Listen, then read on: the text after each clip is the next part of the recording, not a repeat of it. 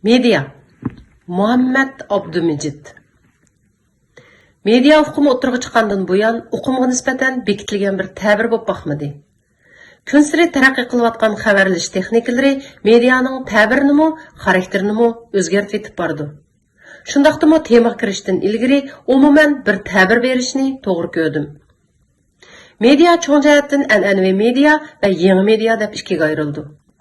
An'anaviy media munosabatli materiallarda klassik media yoki klassik taratqu, ommaviy taratqu deb ataldi. Bular asosligi internet barliq kelishdan ilgari insonlar uchur aloqada qo'llangan kitob, gazet, jurnal, radio, televizor, telegraf, kino qatorliqlarni o'z ichiga oldi. Yangi media bo'lsa internet ulug' taratqu vositalariga berilgan umumiy nom deyishga bo'ldi. Jamoat fikri. Jamoat fikri Uyg'ur tilida bek nodir uchraydi. Munosabatli materiallarda uqumning ma'nosi va xarakteri haqida o'xshamagan ta'birlar uchraydi. Bu ta'birlar asosan ikki sohada muzokara qilingan bo'lib, birinchisi siyosat. Siyosatshunoslarning jamoat fikri va uqumiga bo'lgan qarshi va tushuntirishi. Ikkinchisi boshqa ijtimoiy fan mutaxassislarining bo'libmi, jamiyatshunoslarning, psixologiya va axborot sohasidagilarning ko'z qarashidir. Siyosat tadqiqotchilari tarafidan jamoat fikri va davlatning 3 apparati, qonun chiqarish, ma'muriyat, qonun yurgizishning harakat o'lchimini belgilaydigan yoki jamoat arboblari tarafidan bekitilgan va shakllantirilgan o'lcham deb tushuntirildi. Buning aksicha ijtimoiy fanlardagi jamoat fikri tushunchasi kishining o'z mavqesini asos qilib turib, ko'z qarashi va harakatini ma'lum omillar bilan birlashtirdi. Bular oilasi, xizmat gruppasi, ular o'ltiraqlashgan to'p va butkul jamiyatning fikr va ish harakatini o'z ichiga oldi deb qaraydi. Gökçe 1996-211. Gerçi jamoat fikri uqumi haqida ko'p xil ta'birlarning borligi o'rtaq bir ta'birning mavjud emasligi aniq bo'lsa-mu, lekin biz umumiy qilib ishlarning o'zi bilan munosabatli bir tema haqidagi umumiy qanoati, roziligi, moyilligi, ko'z qarashi, tutum va harakatlari deb bayon qilsak, boshqacha qilib aytganda, ijtimoiy hayotning har xil qiyinchilik va masalalarga nisbatan muayyan bir vaqtda, ma'lum bir makonda, ma'lum bir kishilar to'pi orasida borliq kelgan hamma bab tushuncha va ko'z qarashlarni ifodalaydigan bir uqum deb qarasak bo'ldi. Aran va Aydin 2014-198. Jamoat fikri uqumini tushunishda jamoat va fikr so'zining ma'nosini tushunib olish intayin muhim. Jamoatni to'plashib o'ltiraqlashgan bir kollektiv, to'p yoki guruh desak, fikrni bu jamiyat orasida ko'p yeyilgan va minimsalgan umumiy qimmat qarashi va roziligining namoyandasi deyishga bo'ldi. Navbatdagi uchur aloqa vositalari barliq keltirgan imkoniyatlar jamoatni zamon va makonga bog'lab qo'ymaydi. Shuningdek fikrmi shuning mos holda ishlab chiqarildi, taraqqiy qildi va tarqitildi. Jamoat fikrining xarakteri va xususiyatimi parallel ilgirlaydi. Bir jamiyatda bu jamiyat yashayotgan jamoat orasida bir xil fikrning bo'lishi mumkin emas. Jamoat fikri bu jamiyatni mutashakkil qiladigan xalqning madaniyat saviyasi, ong saviyasi, iqtisodiy ahvoli bilan zich munosabatli bo'lib qolmay, bu jamiyatni boshqarishda qo'llanayotgan siyosiy va ijtimoiy taktikalar bilan munosabatli bo'ldi. Siyosiy tuzum, siyosiy muhit va jamiyat qurilmasining shakllanishiga ta'sir ko'rsatadigan bo'lg'achqa, jamoat fikrining asosini hozirlaydi. Siyosiy tuzumning o'xshamasligi jamoat fikri va ta'sir ko'rsatish sohasining o'xshamasligini keltirib chiqardi. Siyosiy tuzum boshqaruvchi va boshqariluvchi munosabatini o'zaro aloqa qilishni qiliplashtirib, jamoat fikrining shakllanishini, qurilmasini va xarakterini belgilaydi. Dinichko'l 2006-57.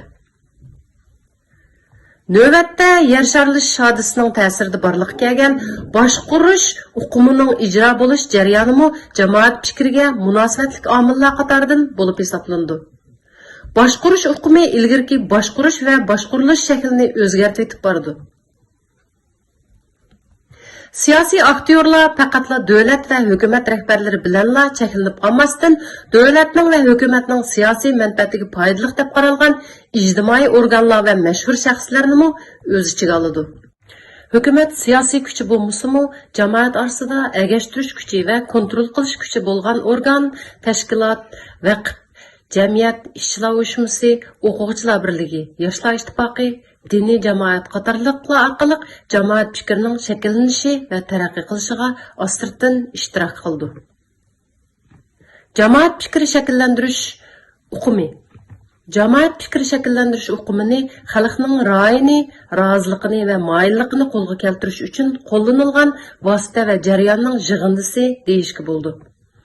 Jamoat fikri har doim boshqarish va boshqarilish, yetaklash va yetaklanish, yuzlantirish va yuzlantirilish hodisasi va jarayoni bilan munosabatli bo'ldi.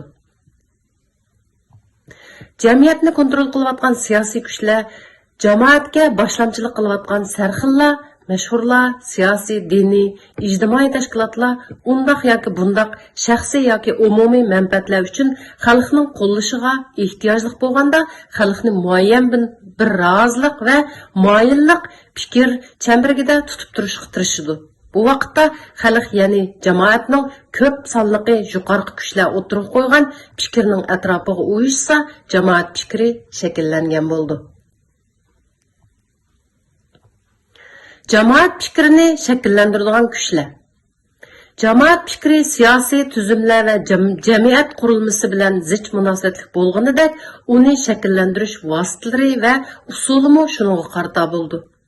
Bu yerda biz tahlilni demokratik tuzum va u jamiyat bilan munosabatlik jamoat fikri shakllantirish usullari ustida qilamiz. Siyosiy kuchlar. Siyosiy kuchlar jamoat fikrini shakllantiradigan asosli omil bo'lib hisoblanadi. Siyosiy qarorlar, siyosiy belgilamalar, siyosiy cheklamalar, siyosiy afzalliklar, siyosiy yangiliklar kishilarning fikri va pozitsiyasiga bevosita ta'sir ko'rsatadi. Birinchi, hokimiyat. Demokratik davlatlarda bo'libmi, demokratik asos kuchli ko'p partiyalik davlatlarda hokimiyat beshidagi partiya hokimiyatini saqlab qolish uchun xalqning davomli o'zlariga belat tashlashiga muhtoj. Xalqning mavjud hokimiyatga bo'lgan roziligini, moyilligini oshirish uchun hokimiyatdagi partiya ijtimoiy farovonlik, ma'rif, qatnash transport, sahiya qatorliq elchil xizmatlarning salmoqini oshirdi. Bu orqali keyingi qitimqi saylamda bu hukumat yaxshi degan atmosferani yaratmoqchi bo'ldi. Ikkinchisi, muxolif partiyalar. Muxolif partiyalar yoki o'qituvchi partiyalar demokratik davlatlardagi mavjud hokimiyatga qarshi partiyalar bo'lib, bu bir davlatning asosli siyosiy kuchlari qatoridan sanaldi. O'qituvchi partiyalar hokimiyat beshiga chiqish va xalqqa texmi yaxshi xizmat qilish uchun mavjud hokimiyatning qilolmagan, xato qilgan ishlarini kuchab tashviq qilish orqali qo'llovchi to'playdi. 3. Ommaviy tashkilotlar. Ommaviy tashkilotlar inglizchada hukumatsiz tashkilotlar, pul maqsad qilmagan qurilishlar degandek nomlar bilan atildi. Turkchada sivil to'plum qurilishlari deb atildi.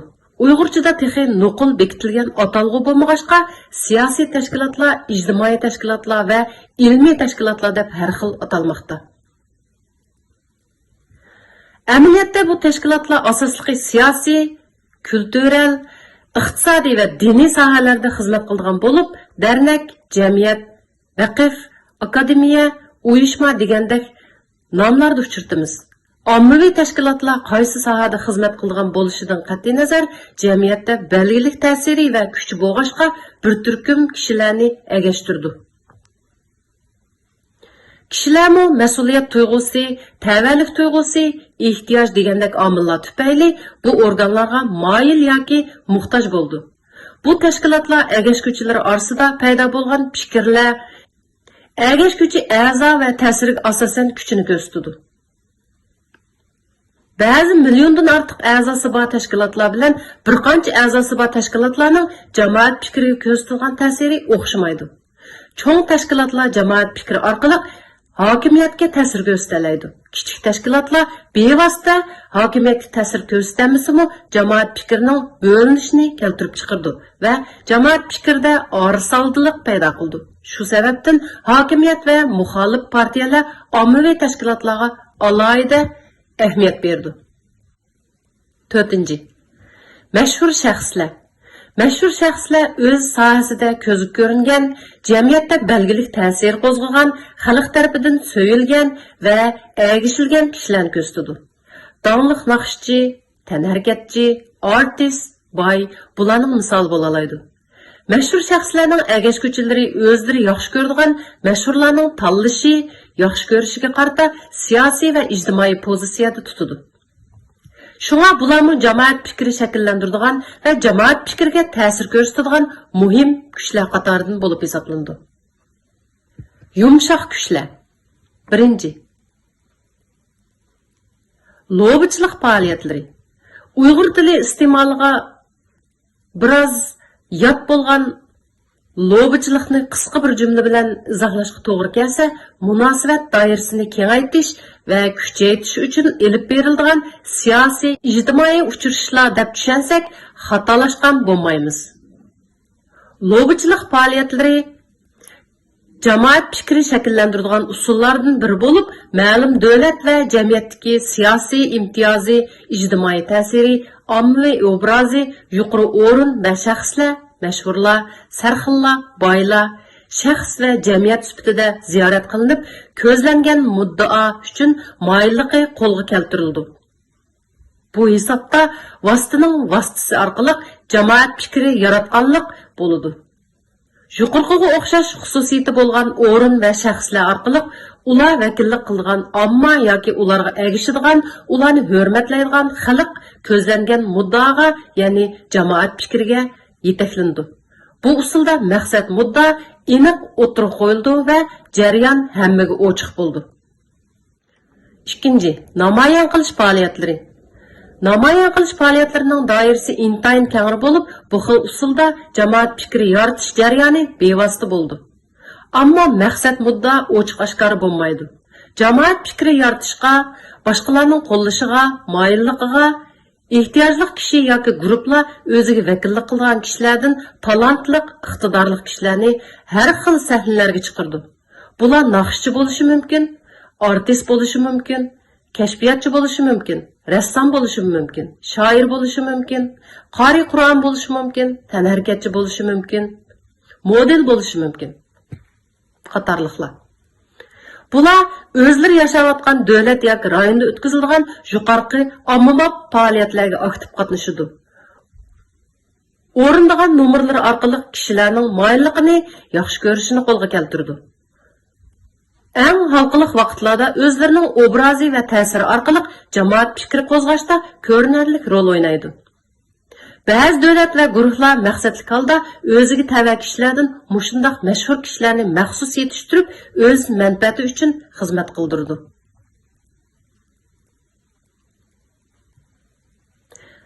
Elchil xizmatlar orqali jamoat fikri yaratish. Bu xil usul bizning qimmat qarshimizda bak yoqtirilib ketmasimi, siyosatchilar eng ko'p murojaat qiladigan usullarning biri bo'lib hisoblandi. O'zining ideyasi, ko'z qarashi va maqsad qarashini xalq tarafidan qabul qildirish maqsadida qilingan yaxshilik, xayri ehson xizmatlari bu xil usullar qatoridan bo'lib hisoblandi. Bu xil usulda hokim fikri kuch bilan omma orasida ehtiyoj va ehtiyot munosabati mavjud bo'ldi. Hokim fikri kuch ilgari ommaning o'ziga ehtiyojli bo'lishini, o'zidan bir narsa talab qilishini orzu qildi.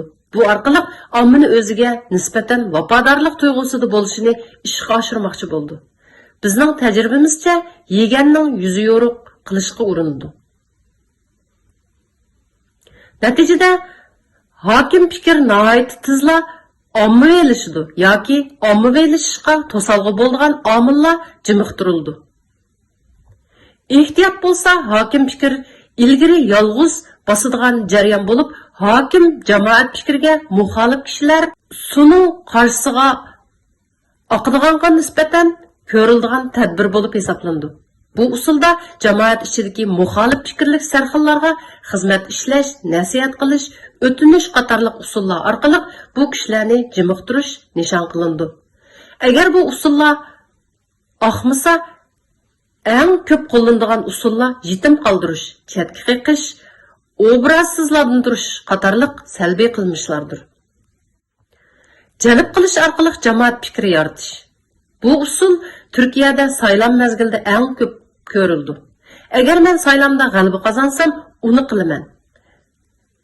Buni qilaman deyish orqali xalqning moyilligi maqsad qilindi. Bu saylam mezgillariga xos bo'lib qolmasdan hokim fikri kuch kang ommani ma'lum bir xil ko'z qarash atrofiga to'plamoqchi bo'lsa, ularning eng nozik yerlarini tutqi qiladi. Ammo eng ahamiyat beradigan, eng ehtiyojli ishlarni hal qilib berdigandek tuyg'uga keltirdi. Tag'ar va'dalarni berish orqali ommani o'ziga yuzlantirdi. Masalan, saylamdan ilgari Oq partiya yoshlarga har oyda 10 haqsiz to'r berdiganligini aytdi. CHP o'quvchilar kartasining bahosini tushiramiz dedi. Bu amaliyotda jalb qilish usuli orqali omma orasida hokim fikriga ega bo'lishdan iborat. Yoshlar va o'quvchilarning kundalik hojatlaridan bo'lib hisoblangan to'g'ri va arzon avtobus kartasi hozir yoshlar va o'quvchilar orasida talash tortish qilinayotdi. Yoshlar bir-birini o'zlari yaxshi deb qaragan hokim fikr kuchga qiziqtiryotdi. Biz Uyg'urlardami bundaq ishlar bo'ldi. Dünya Uyg'ur qurultiyi 10 ming kishini Kanadaga ko'chmanlikka oldiramiz deb obrazini bir baldoq yuqori ko'tardi. Turkiyadagi siyosiy tashkilotlarmi hali iqomat, hali nopis va'dalari bilan kishilarni agashtirib yuradi. Yuqorqi barliq vosita va usullarni ishga oshirish uchun mediaga murojaat qilishdan boshqa choralarning unumi bak to'van yoki foydasiz bo'lib, media yuqorqi jarayonlarda katalizatorlik rolini o'ynaydi. Media va jamoat fikri yuqorida o'zim his qilgandek va o'qigan jamoat fikri shakllantiradigan omillar va usullarda xulos shaklida sizlar bilan o'rtoqlashdim. Endi media bilan jamoat fikrining munosabatini qisqacha mulohaza qilish bilan yozmaga chekit qo'yaman. Media tabiatida bir fikr, bir madaniyat, bir kultur, bir ideya elib yuradi. Mayli an'anaviy medialar bo'lsin, mayli zamonaviy internet ulug' tarqitish vositalari bo'lsin, tabiatida muayyan bir muddaoga xizmat qilishning semolari aks etib turdi. Shu sababdan media tunji barliqqa kelgandan tortib, hozirgacha siyosiy kuchlarning o'ng qo'li bo'lib keldi. Tunji qitim barliqqa kelgan gazetmi siyosiy xabarlarning tarqalishini maqsad qilib tarqitilgan. Tunji radiomu tashviqot quroli sifatida qo'llanilgan. Gapning qisqasi, media vositalari siyosiy kuchlarning maqsad ramkasida xalqni yangiliklardan yuzlantiradigan, qabul qildiradigan, tuydirmas havo bo'lib hisoblandi. An'anaviy medialarga tava bo'lgan gazet, jurnal, radio, televizor qatorliqlardagi tarqitish xizmatlari ma'lum bir ideyaviy kuchning nazorati, ma'lum bir nazorat kadrosining tekshirib bekitishi, ma'lum bir tahrirlik guruhining tahqiqlashidan o'tgandan keyin ommaga sunildi. Tarqitiladigan mazmunlar hokim siyosiy ideyaviy kuchga qarshi kelmaslikni talab qildi. Chunki hokim kuch jamoat fikrining bo'linib ketishini xohlamaydi. 1980-yillardan keyin demokratik davlatlarda media sohasi davlat egiligidan xususiy egilikka o'tdi. Shuning bilan nurg'un shaxsiy media qurilishlari barliqqa keldi. Shuningdan e'tiboran hokim kuchning jamoat fikrini kontrol qilish mexanizmi relsdan chiqib ketdi. Xalq burunqidek hokim kuchlarning kanallari nimani tarqatsa, shuni rost deb o'tadigan davrni uzitib qo'ydi. 1990-yili Amerikaning internetini dunyoga ochib etish natijasida dunyoda xilma-xil xabarlashish uskunlari, media aslahalari barliqqa keldi. Yangi media deb atilib, keyinchalik ijtimoiy taratquv deb qo'llanishga boshlagan internet ulluq tarqitish app'lari jamoat fikri va media o'tirsidagi munosabatni buzib tashladi. Ilgari xabar manbasi birli edi. Hozir bir xabarni bir qancha manbadan o'qish, anglash imkoni tug'ildi. Ilgari xabarlar yolg'iz hokim fikri kuch tarafidan tarqatiladi. Hozir xabarlar har xil ideyaviy kuchlar tarafidan tarqatildi. Burun xabar yozuvchilar kasbiy kishilar edi. Hozir hamma kishi muxbir bo'lib, hamma kishi fotografchi bo'lib ketdi. Burun nazorat kuchlik xabar erkin emas edi. Hozir kontrol mexanizmi noitli, cheklik, hatto yo'q deyarlik bo'lib qoldi. Burun bularning natijasida jamoat fikri hukmi va shakllantirish jarayoni qaytadan shakllandi. Bir siyosiy kuchning butun ommaga hokim bo'lish an'anasi yimirilib tashlandi. Taraqqiy qilgan media va xabarlash uskunalari soyasida har xil jamoatlar, partiyalar, tashkilotlar, hatto kichik guruhlar uchun bir studio qurish, bir telefon setib olishga o'xshashlar oddiy bir ishga aylandi. Navbatda har bir ideyaviy iqimning o'zining media muhiti bor bo'ldi.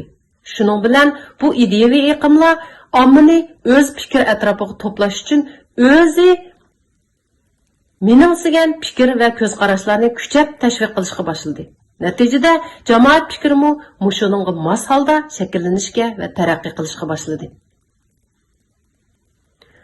Mendan ko'p so'raladigan savollardan birisi, qanday qilganda xalqni birlashtirgili bo'ldi?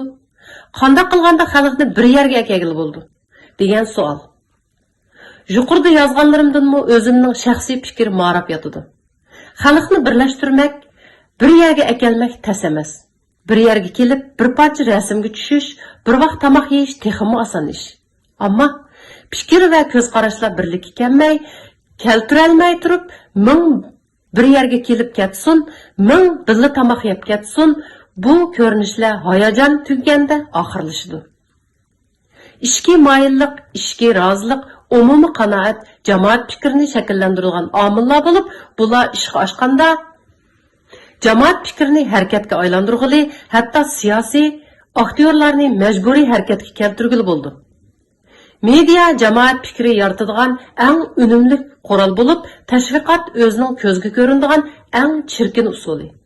Medianing xabarlantirish, ma'naviy zo'q berish, tarbiyalash, mukofotlash, sharaf tuyg'usi ato qilish, kultur yaratish, an'anaga qaytarish qatorliq rollari orqali uzun muddatli loyihalar bilan ishki nervlarni g'idiqlab, milliy onglarni uyg'otib, tabiiy va o'chmas jamoat fikriga o't yoqqili bo'ladi.